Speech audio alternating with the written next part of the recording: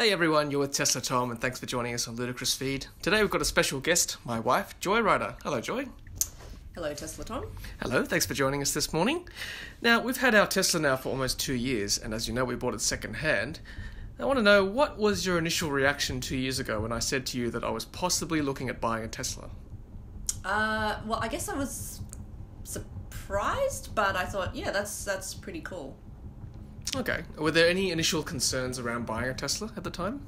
At the time, I think it was more just how long we would have to wait to get one, because at the time, you know, there weren't enough cars. You couldn't actually, you know, just go to a dealership and get a car. There was a lead time, I think, of about 3 to 6 months before you could actually drive a Tesla, even if you wanted to buy one.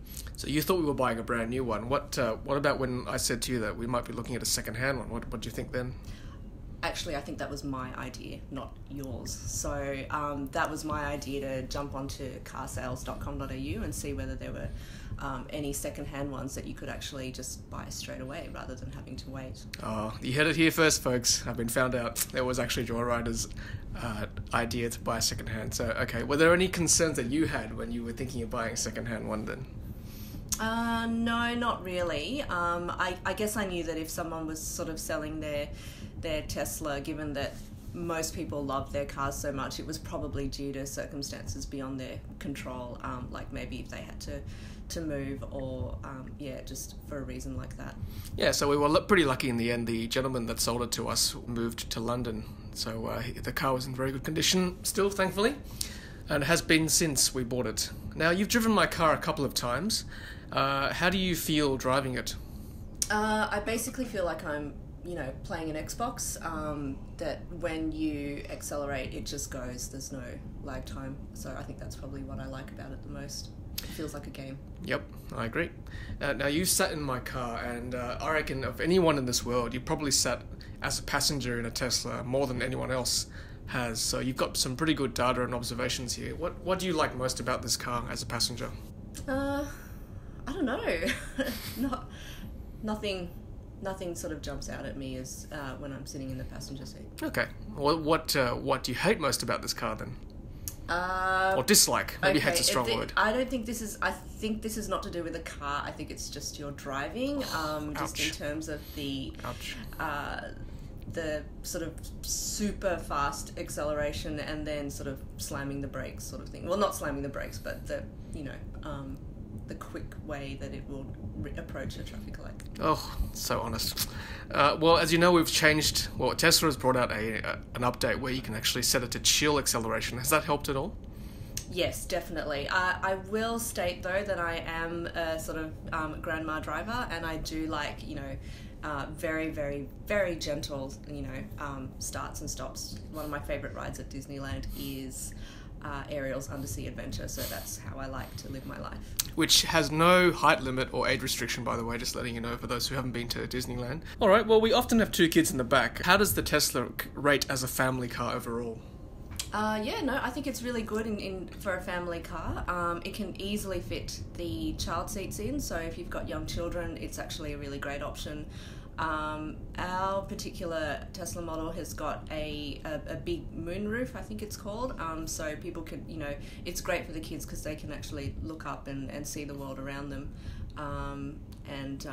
so great for the kids. Oh, there's one thing that the kids do like about your car compared to my car is that there's air conditioning on the back.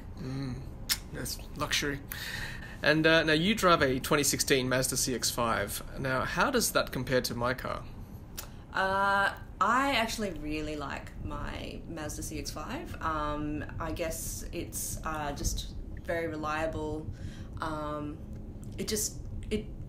guess because I'm so used to it, it drives the way I expect it to. And I also like the fact that it seems like there's hundreds and thousands of other CX-5s on the road. I like to be driving the same car as everyone else.